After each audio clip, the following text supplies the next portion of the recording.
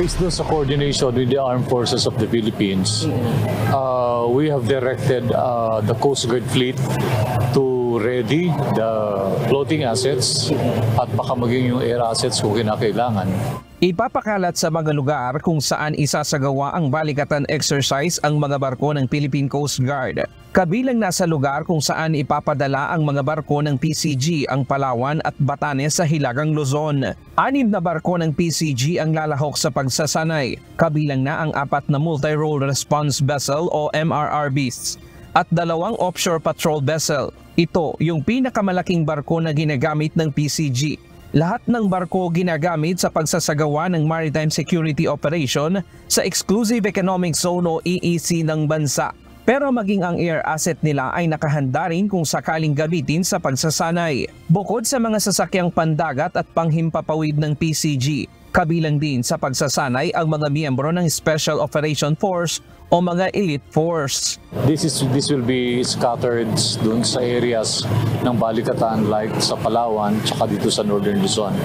We have also prepared yung special operation force namin, mga underwater operations, insertion operations, helicas, at baka magkaroon din ng mga boarding exercise procedures with the Navy and yung mga special operations teams ng US at ng France. Pero wala pang bilang kung ilang tauhan na ang kanilang ipapadala sa pagsasanay. Mahalaga para sa PCG ang makasama sa pagsasanay na ito bilang pakikisa sa mga bansang may kahalintulad na hangarin, magkaroon ng iisang pagkilos at masanay at mapagbuti ang interoperability. Ang goal dito ay yung interoperability ng mga forces to include yung Navy saka yung mga ibang countries.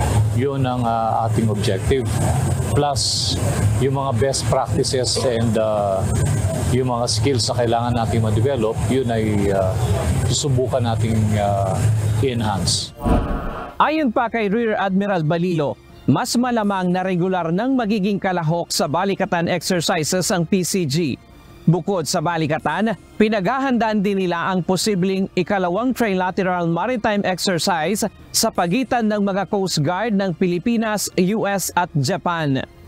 Ryan Lacanlale, UNTV News and Rescue. Diyos ang aming sandigan, serbisyo publiko ang aming pinahahalagahan.